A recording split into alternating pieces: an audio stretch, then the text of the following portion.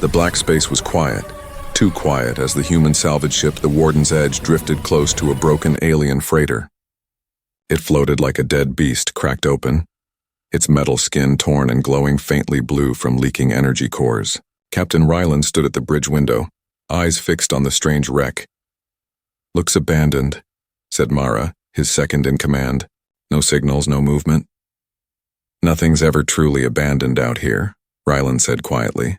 He had seen too many derelict ships used as traps by raiders. But something about this one felt different. Older, colder, as if the universe itself had forgotten it existed. They launched a small boarding team. The airlock hissed open and stale heavy air flowed in. The corridors inside were covered with strange runes and scorch marks, like someone, or something, had fought its way through long ago. Every step echoed in the silence. Jax, the engineer, scanned the readings. No life signs. No heat signatures, just power coming from deep below. "Then that's where we're going," Rylan said. "Stay sharp."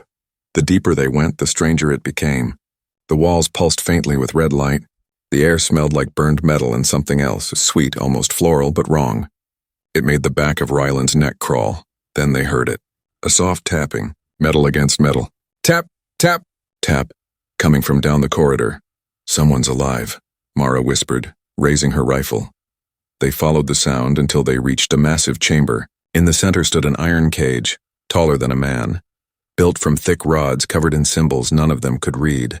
Inside, crouched on the cold floor, was a man in torn raider armor. His skin was pale, almost gray, and his eyes wild with fear. Jax pointed his light at him. "Hey, you alive?" The man flinched at the light and raised a trembling hand. His lips moved, but no sound came out. Rylan stepped closer, sword at his side. "Who are you?" he asked. "What happened here?" The man looked up, shaking, and whispered something so soft that they almost missed it. "Kill me," he said, "please. Kill me before she gets out," Mara frowned. "Who's she?" The man's breathing grew fast. He pressed his forehead to the floor. "You don't understand," he said, voice breaking. "She's not supposed to wake up. The cage keeps her sleeping. If she wakes..." He shuddered violently. "If she wakes, none of us leave alive." Before Rylan could answer, the lights flickered. A low hum filled the room, like the sound of 1,000 whispers echoing inside their helmets. The ship's sensors screamed warnings, power spikes, radiation bursts, impossible readings. Jax swore under his breath. "Captain, we need to go. Something's draining our systems." But then Rylan heard it, a voice. Soft, melodic, almost human. It came from beyond the cage, from the shadows behind the terrified raider. "Rylan," the voice said gently, using his name, though he had never spoken it aloud here. "You finally came."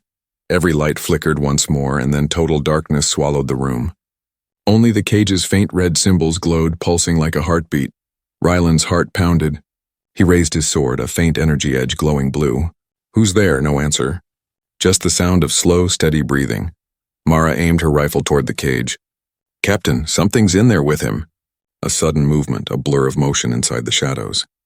The raider screamed. Something unseen pulled him backward into the darkness. There was a sound like bones snapping, then silence. The glow of the symbols brightened, almost white now, and the cage doors creaked. The locks trembled as if invisible hands were testing them. "Everyone, fall back," Rylan ordered. They ran toward the exit, but the ship itself seemed to come alive. The corridors twisted, metal groaning, lights flickering red. Voices whispered in a dozen languages none of them recognized. Jax shouted, "The airlock's gone, there's no way back." Then they heard it again, that soft, calm voice. "You should not have come here, human." A figure stepped out of the shadows at the far end of the hall. For a moment, Rylan thought it was a woman. Her shape was humanoid, tall, elegant, but her skin shimmered like liquid silver, and her eyes glowed white with no pupils. Behind her, the cage door began to open with a long, heavy screech. Rylan's grip tightened on his sword. The creature smiled. "Now," she whispered, "let me show you why even monsters fear the dark." The corridor lights exploded. The ship went dead silent, and somewhere in the dark, something laughed.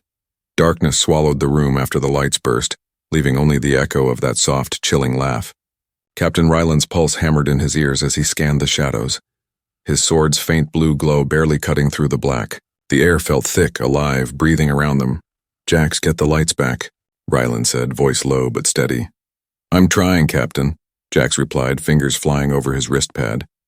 The ship's grid is, wait, it's not just down. Something's feeding off it. Mara cursed under her breath. You mean the thing in the cage? Before anyone could answer, the raider's voice echoed faintly from the cage, broken and distant. You should have listened, he groaned.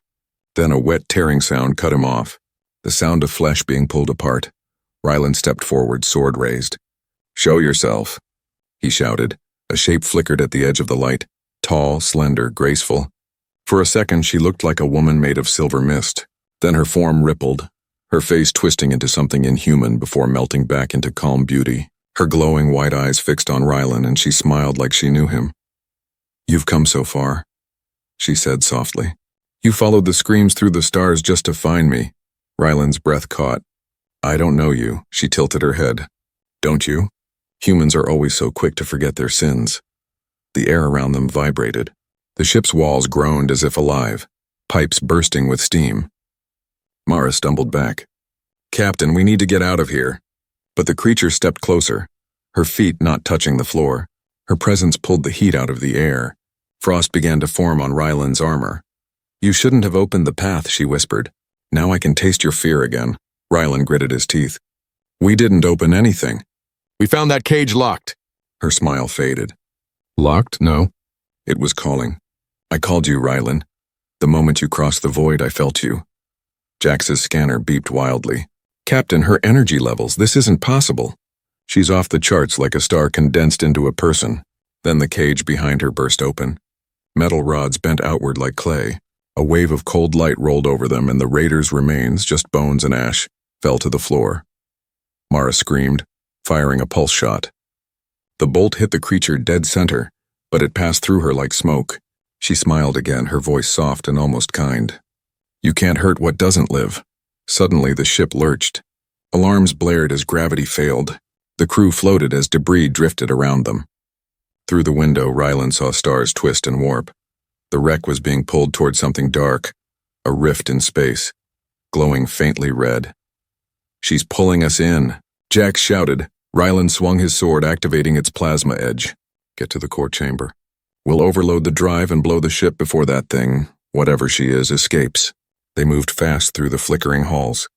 The creature's laughter followed them, soft and haunting, echoing from every direction. Sometimes it sounded far away, sometimes right beside them.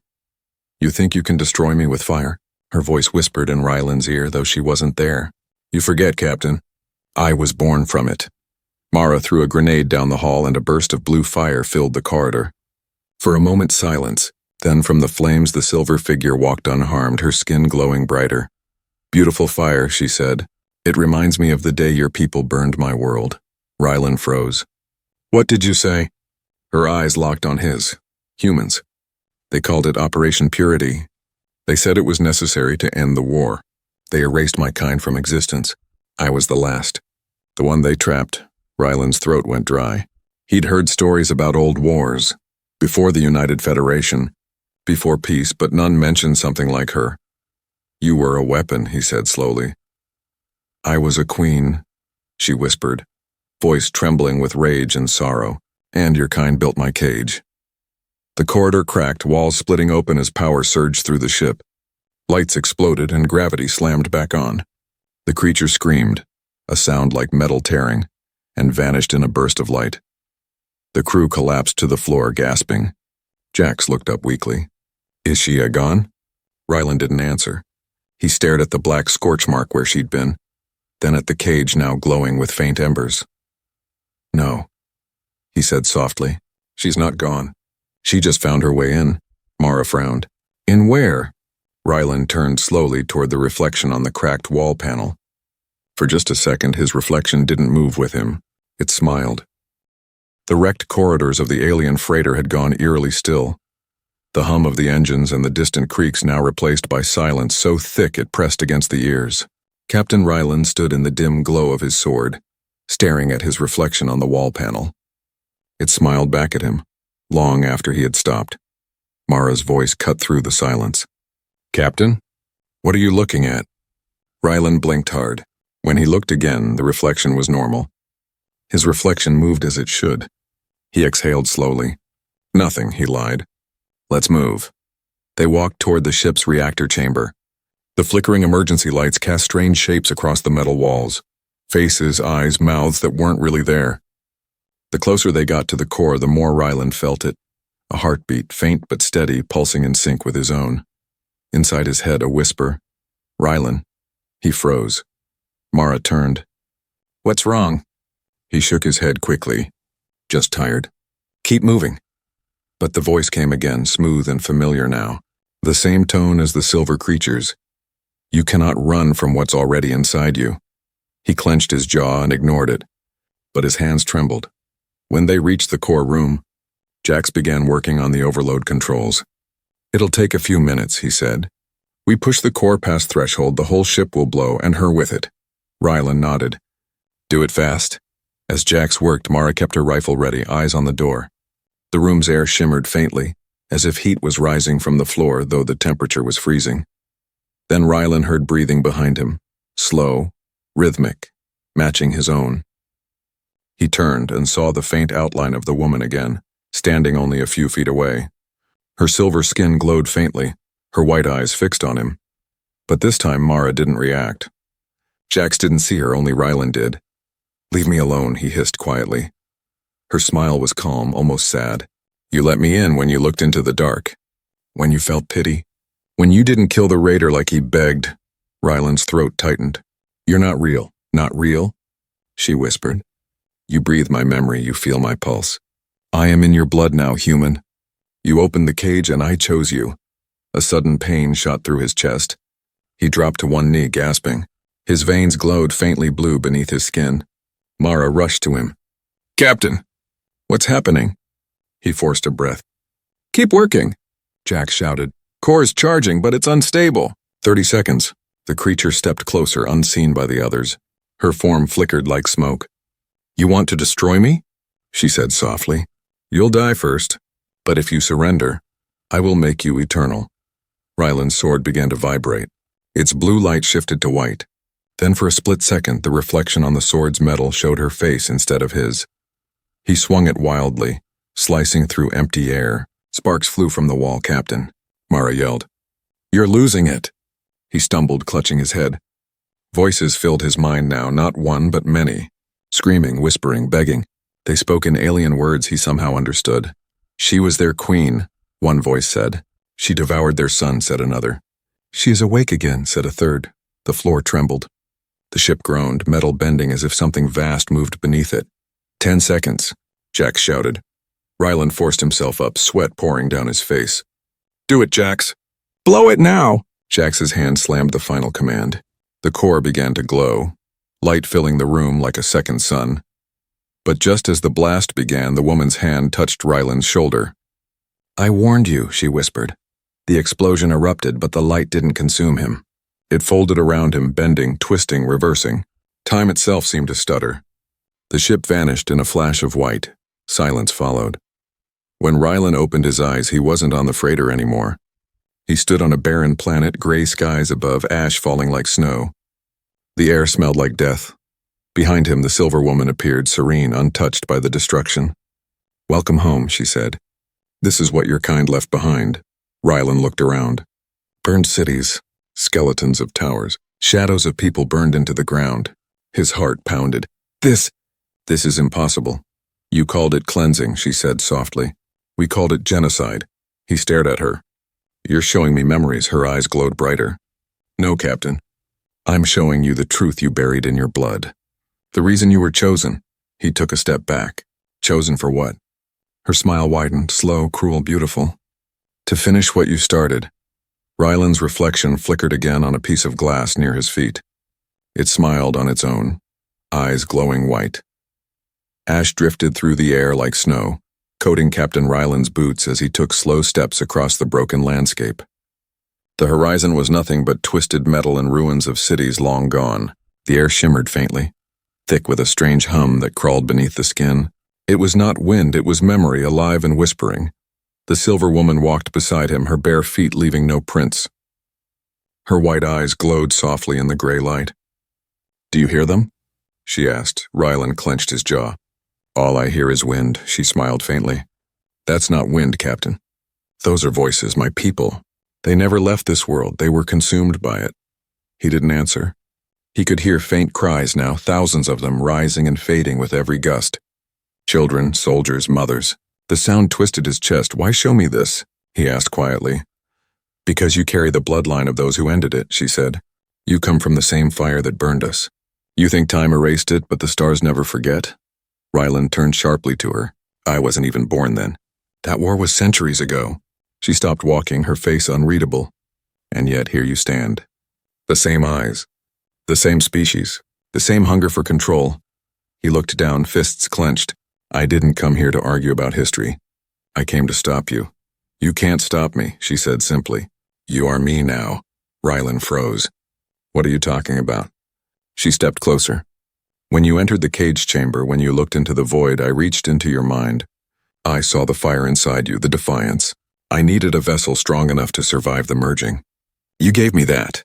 Rylan stumbled back, shaking his head. "No, I'm human. I'm already inside you," she whispered. Her hand brushed his cheek. For a moment the world flickered and he saw through her eyes. He saw her world before the fire. A place of silver cities, floating gardens, and luminous skies. He saw her people, tall, radiant, peaceful. Then came the fleets. The human fleets. He saw the fire fall from orbit. He saw everything turn to ash. He gasped and dropped to his knees, clutching his head. "Stop it!" She knelt beside him, her tone soft. "Now you understand why I was caged. Not because I was evil, but because I refused to die quietly." The sky above them darkened. Red lightning flashed across the clouds. The ground trembled beneath his knees. "What's happening?" he shouted. She looked up calmly. "The memory ends. The real world calls you back, but you won't return the same." The ash began to rise like reverse rain, swirling around him. The world shattered into fragments of light. Rylan screamed as he was pulled upward, torn between two realities. When he opened his eyes again, he was back on the ship. Alarms blared. Smoke filled the air. Mara was shouting into the comm. "Captain, you're alive." The whole ship's collapsing. Rylan staggered to his feet, dizzy and pale. His eyes glowed faintly for a second before dimming. He didn't notice. Jax ran toward him. "What happened?" "You were gone, just gone. We thought you were dead." Rylan looked around, his mind spinning. "I saw her world," he said quietly. "She showed me everything." Mara frowned. "Captain, she's the enemy." "Whatever she showed you, it's a trick." He didn't reply. His thoughts were foggy, but deep down a voice whispered, "They'll never understand." "Rylan, but I do." He pressed his hand against the nearest wall, and to everyone's horror, the metal rippled under his touch like water. Jack stepped back. "Captain, what the hell was that?" Rylan looked down at his trembling hands. Blue light flickered under his skin, running through his veins. His breath came shallow. Mara aimed her rifle. "What did she do to you?" Rylan's voice was calm but distant. "She didn't do this. We did, we made her. We trapped her. Now she's free, and I think part of her stayed with me." The ship's deck shook violently. Through the viewing window they saw the rift in space opening wider. From it, a silver glow poured out like liquid light, forming tendrils that reached toward them. "She's coming through," Jack said, voice shaking. Rylan looked out the window, eyes narrowing. "No, we're coming through." He gripped his sword, and for the first time, the blade glowed with the same silver light as the creature's eyes. The hum of his weapon matched the beat in his chest, the same rhythm he had heard on that dead world. "Captain," Mara whispered, "you're not the same man anymore." Rylan gave a faint, grim smile. Maybe that's the only way to stop her. Outside, the rift exploded into a storm of light. The ship was pulled forward, swallowed whole, and as they vanished into the chaos, the voice returned inside Rylan's head, soft, serene, almost loving. "You can't destroy me, Rylan, because you are me." The ship tumbled through the rift like a leaf caught in a storm, spinning between flashes of blue lightning and rivers of silver light. Alarms screamed. The crew clung to whatever they could find as reality itself bent around them. Mara yelled over the chaos, "We're not in normal space anymore." "The stars, Captain, they're moving backward." Rylan stood near the control deck, eyes glowing faintly white. He felt no fear now, only a strange calm, as if something deep within him understood this place. "We're between worlds," he said softly. "Between what was and what should never be." The ship jolted violently, throwing Jax across the room. He slammed into the console, sparks bursting from the panels. "The engines are gone. The rift's gravity is tearing us apart." Rylan closed his eyes and whispered, "No, it's not." He reached out his hand. The ship's walls rippled again like water. The vibrations of the rift seemed to respond to him. The lights steadied. The trembling slowed. Mara stared at him, her voice trembling. How did you do that?" Rylan didn't answer. Inside his mind, her voice spoke again, calm, almost tender. "I told you, Rylan, you and I are one now. My power is your power. The cage didn't just hold me, it was meant to divide our worlds. But now it's breaking." He looked out through the shattered window. The rift stretched endlessly, an ocean of light and shadow. Fragments of old ships drifted through it, some human, some alien, others too strange to name. Jax pushed himself up, blood running down his forehead. "Captain, if we stay here, we'll disintegrate. We need a way out." Rylan nodded slowly. "There is a way," he said, "but we have to go deeper." Mara frowned. "Deeper? Are you insane? This thing's already eating us alive." "Deeper is where she began," Rylan said. "The core of the rift, it's where the cage was built." The ship's hull groaned, metal stretching under unseen pressure. Outside, the swirling energy began to take shape, giant forms moving in the light. They looked like people made of stars, drifting slowly, watching the intruders. "What are those?" Jax whispered. "Echoes," Rylan said. "The dead who never left the rift." Then one of the figures moved closer.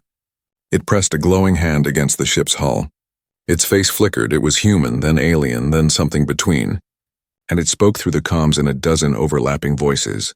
"Why did you return?" "The Queen sleeps no more." The voice made the lights dim. Everyone froze. Rylan stood firm. "We didn't come to worship her. We came to stop her." The figure tilted its head. "You carry her within. You cannot stop what you are." Rylan raised his sword. The silver light along the blade pulsed with life. "We'll see about that." The figure screamed and the rift shook. The ship was hurled forward at impossible speed. The crew screamed as space folded again, and then everything went silent. When the light cleared, they were hovering above a colossal structure floating in the void, a sphere of black stone covered in glowing runes. It pulsed with the same rhythm as Rylan's heartbeat. Jax gasped. "What is that?" Rylan whispered. "The origin of the cage." The voice inside him grew louder now. "You were never meant to find this place, Rylan. It was where they sealed the first war, where I died and lived again." He gritted his teeth. "Then this is where it ends." Mara grabbed his arm. "Captain, stop!" "You're not thinking straight. Whatever she's doing to you, it's changing you." He turned to her, eyes shining white now. "Maybe it has to." The ship descended toward the sphere. As they approached, the surface opened like an eye, revealing a vast chamber of glowing energy within. Inside it floated the same silver woman, no longer ghostly but whole. Her form was beautiful and terrible, wings of light unfolding behind her. She smiled at Rylan. "I told you we would meet again. Properly this time." The crew stared in horror. "Captain," Mara whispered. "That's her, the thing from the cage." The Queen's voice filled the chamber, soft yet echoing through every wall. "I never wanted to destroy. I wanted to remember. But your kind made me forget again and again, and now, I will show your world the same mercy you showed mine."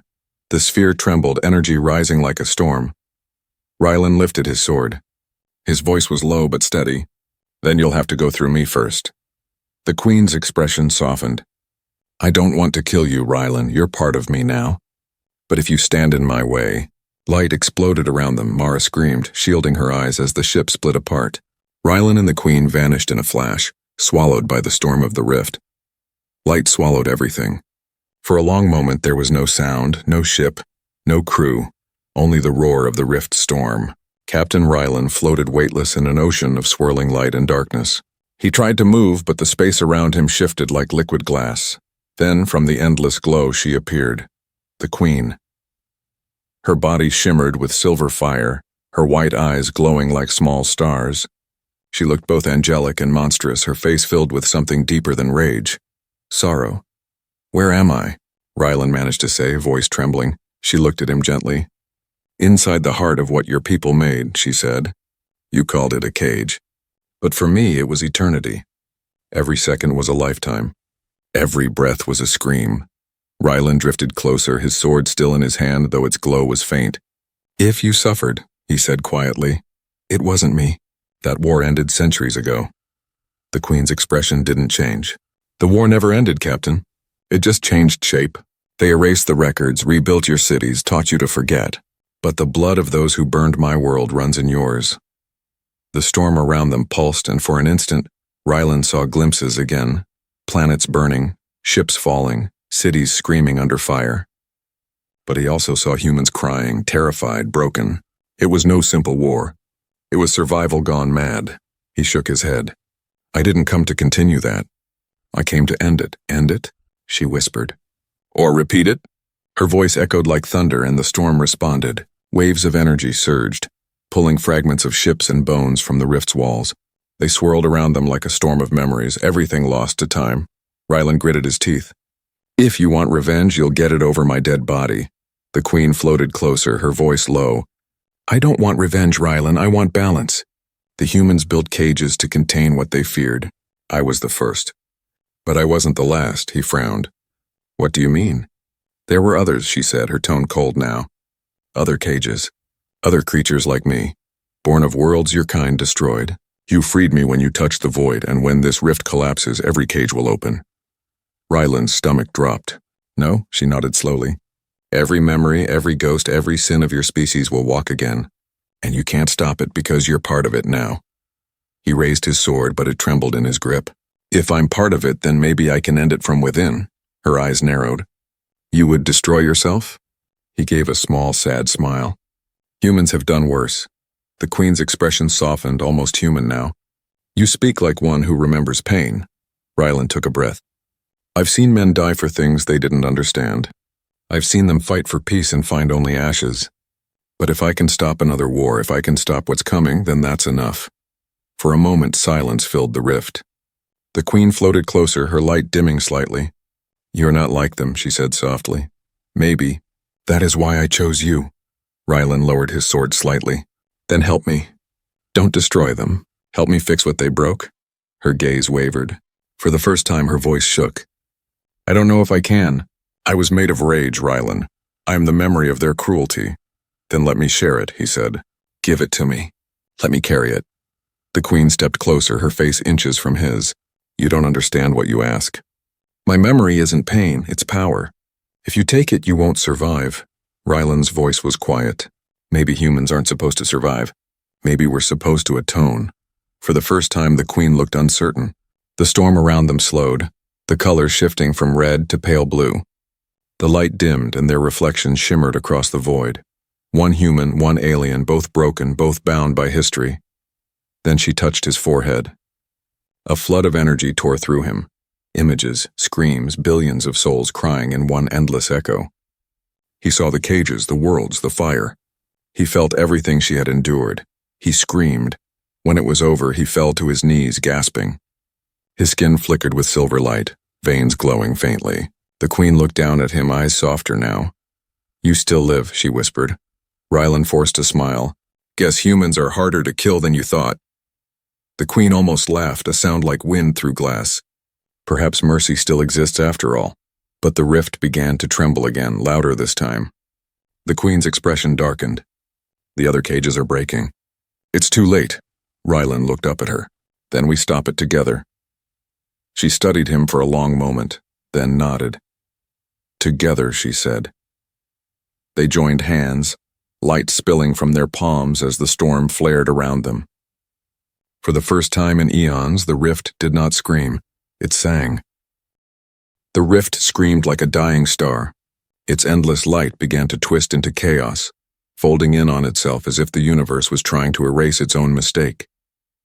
Captain Rylan floated beside the Queen, their joined hands glowing with blinding power. Around them, fragments of worlds and shattered ships were being pulled toward the center, toward the end. The Queen's voice trembled for the first time. "The cages are breaking," she said. "The others are waking. I can feel them, the old gods of lost worlds, forgotten but never gone." Rylan's grip tightened. "Then we stop them. We stop this now before it reaches the stars." She looked at him, her silver hair flowing like mist. "You still think you can fight the void with courage?" He managed a faint smile. It's all humans ever had. The storm flared. Dozens of glowing shapes began to emerge from the rift's depths. Creatures vast and terrible, made of light and shadow. Some looked like dragons of fire, others like machines built from broken souls. They roared without sound, their presence heavy enough to bend reality. Jax's voice came faintly through the broken comms. "Captain, the ship's systems are failing. The rift's pulling us in." Rylan pressed a hand to his earpiece. "Get the crew into escape pods." "You're not dying here. What about you?" Mara's voice cracked with static. Rylan looked at the Queen. "I've got one last thing to do." The comm went silent. He turned back to her. "Tell me how to close it." She shook her head slowly. "It can't be closed, not from the outside. The rift is made of memory, of pain. It feeds on what was left unresolved. Then we'll resolve it," he said. "All of it." The Queen studied him, her eyes soft with something close to sadness. "If we try, one of us won't return." Rylan nodded. "Then I guess I'll see you on the other side." The Queen hesitated, then reached out and touched his face. Her fingers were cold but gentle. "You remind me of what we were before the fire, before fear ruled the stars. Maybe that's why we found each other," he said quietly. The rift howled louder, as if the universe was listening. The light turned red, then violet, then a color no human had ever seen. "Now," she whispered, "together." They rose higher into the center of the storm, surrounded by the awakening cages. The massive beings turned toward them, drawn to their light. Some screamed in defiance. Others seemed to weep. Rylan and the Queen raised their hands, their energy merging, a fusion of human defiance and alien memory. The storm flared brighter than any sun. Inside Rylan's mind, her voice was calm. "I can't hold it, Rylan. The others are too strong." He felt his bones burning, his mind splitting between human and something more. "You're not alone," he thought. "Let me take it. You'll die, then I'll die human." The Queen's light flickered. She looked at him one last time. "You're more than that now." With a roar, Rylan pushed every last piece of his strength into the light. The sword in his hand ignited, burning brighter than 1,000 stars. He drove it down through the heart of the rift. The explosion was silent. The light rippled outward like a wave, consuming everything, the creatures, the cages, even the Queen. And then, peace. For the first time in ages, the void was quiet. The storm was gone. The rift began to collapse, folding neatly into itself until nothing remained but a single flicker of blue light. Then darkness. Far away, in the drifting wreck of the Warden's Edge, Mara stared out the viewport. The rift had vanished. "The sensors were clear, Captain," she whispered. Only static answered. Jax lowered his head. "He did it." Mara wiped her eyes and whispered, "Yeah, he did." The stars around them shimmered faintly as if bowing in silence. But deep within that darkness, something moved. A faint light glowed where the rift once was. It pulsed slowly, once, twice, like a heartbeat. Then a voice, soft and distant, whispered through the comms. "Mara!" "Tell them, it's done." The signal faded. The light went out, and somewhere, beyond the reach of time and stars, two souls, one human, one alien, floated together in silence, their hands still entwined. Their light forever merged. For the universe, the war was over. For them, it had only just begun.